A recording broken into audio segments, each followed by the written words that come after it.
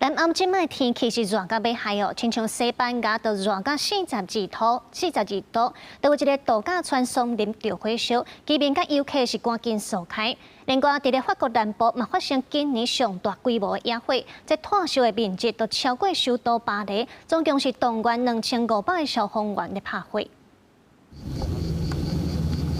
就那内面看到火还搁伫咧烧，法国南部哇西班牙边境的地中海地区，随后开始发生大规模森林野火，当局出动2500位消防员拍火，不过已经有1个人死亡，13个人受伤，包括11位消防员。Mais c'est vrai que ça a pris du côté de Coustouge et ça a pris directement.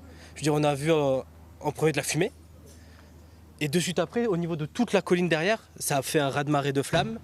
Les pompiers, on a beaucoup de chance de les avoir parce qu'ils viennent de toute la France pour nous aider. 法国总理贝胡虽然下昼来勘灾时阵讲，这是一场规模正大的灾难。当局估计火炭烧的面积超过13000公顷，比首都巴黎更加大。Et il est inédit aussi pour les surfaces. Ça fait depuis 1949 sans doute le feu qui a brûlé le plus d'hectares.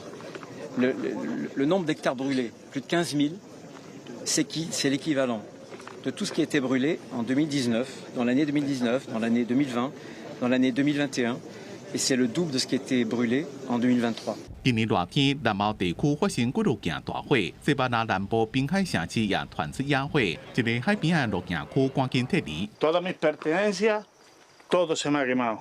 Me he quedado con lo puesto. No tengo ahora mismo para seguir adelante. 西班牙今年热天第二波的热天气，温度要到摄氏42度。气象单位警告，这边的热天气特色是空气拢袂冷冻、无风。虽然温度无真正悬，不过会连续1礼拜。因那美国西方的加州，赶快因为极端高温发生野火，对缩时影片会人看到几落支白色的烟条，正紧就炭开。加州中部的吉福德火场是当地2025年上大规模的野火，火伫4天内炭烧83000英亩。不过南加州就要拄到极端高温，代志可能会愈来愈严重。记者综合报道。